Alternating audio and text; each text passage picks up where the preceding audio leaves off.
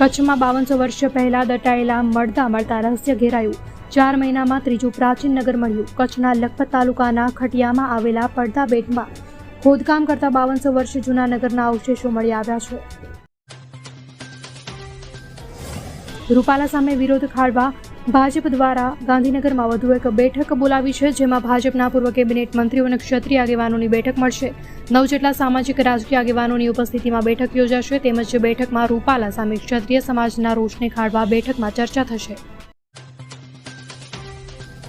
ગુજરાતમાં ભર ઉનાળે માવઠાની શક્યતા હવામાન વિભાગ દ્વારા વ્યક્ત કરવામાં આવી છે। સૌરાષ્ટ્ર અને કચ્છના દરિયાકાંઠાના વિસ્તારમાં ભેજ અને ગરમ હવાના કારણે ગુજરાતમાં કમોસમી વરસાદ થઈ શકે છે। ઉત્તર ગુજરાતમાં શનિવારે વાદળછાયા વાતાવરણ વચ્ચે ગરમી 2.5 ડિગ્રી સુધી ઊંચકાઈ હતી।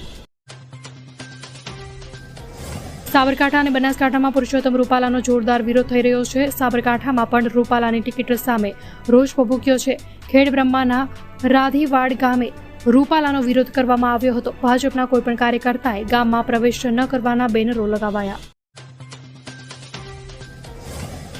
લોકસભા ચૂંટણીને લઈને તૈયારી તેજ ચાલી રહી છે। 19 એપ્રિલે ગાંધીનગરના ઉમેદવાર અમિત શાહ ફોર્મ ભરશે, જ્યારે અમદાવાદના ઉમેદવારો 15 એપ્રિલે ફોર્મ ભરશે। અમદાવાદ પૂર્વના ઉમેદવાર રેલી કાઢી ફોર્મ ભરવા જશે। રાજકોટમાં ક્ષત્રિયોના વિરોધ વચ્ચે પુરુષોત્તમ રૂપાલા સુરતના પ્રવાસે પહોંચ્યા છે। તેઓએ ઉમિયાધામ મંદિરમાં માતાજીના દર્શન કર્યા હતા અને આશીર્વાદ લીધા હતા। ત્યારબાદ પાટીદાર સમાજના અગ્રણીઓનો સંપર્ક શરૂ કર્યો હતો અને સભા સંબોધી હતી।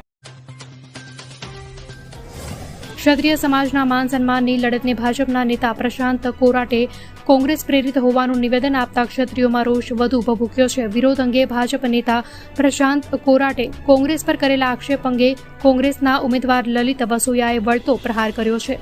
લલિત વસોયાએ જણાવ્યું હતું કે પ્રશાંત કોરાટે કરેલ નિવેદન શરમજનક છે। ક્ષત્રિય સમાજનો અવાજ દબાવવા ભાજપે કોંગ્રેસ પર ખોટો આક્ષેપ કર્યો છે।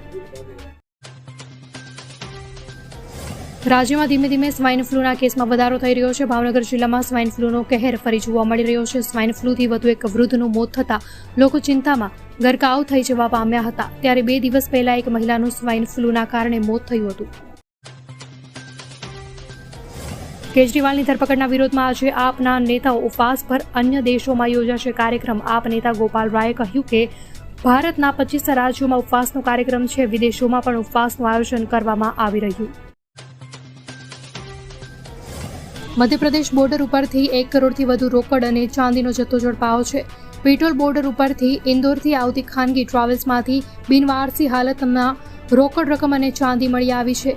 પેટ્રોલ બોર્ડર ઉપર ચેકિંગ દરમિયાન રાહુલ ટ્રાવેલ્સમાંથી થેલામાં ભરેલ બિનવારસી મળી આવી।